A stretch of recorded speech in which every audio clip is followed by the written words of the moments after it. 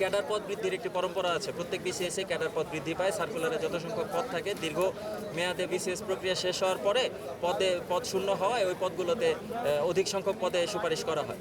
তো 44তম বিসিএসের ক্ষেত্রে একই পরম্পরায় প্রায় 500-600 প্লাস পদ এসেছিল আমাদের জন্য, আমাদের অধিযাচনে। আমাদেরকে সেই পদগুলো থেকে এবং এই বেকার বান্ধব ধারাবাহিক পরম্পরা থেকে আমাদেরকে অন্যায়ভাবে বঞ্চিত করা হয়েছে। 44তম বিসিএসকে এখানে 500-600 পদ আমাদের বৃদ্ধি পেত, এটা আমাদেরকে বঞ্চিত করা হয়েছে। তো এই ধরনের সার্বিক অনিয়ম, অন্যায়, অবিচার এবং দুর্নীতি, সাংঘাতিক দুর্নীতির অভিযোগ এসেছে এই বিসিএসের ফলাফল নিয়ে।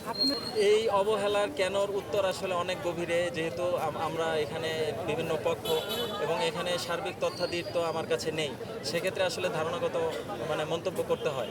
এই কেনর উত্তরে আসলে বলতে হবে যে দেশের সার্বিক অস্থিতিশীল পরিস্থিতির দিকেই আসলে আলোকপাত করতে হবে।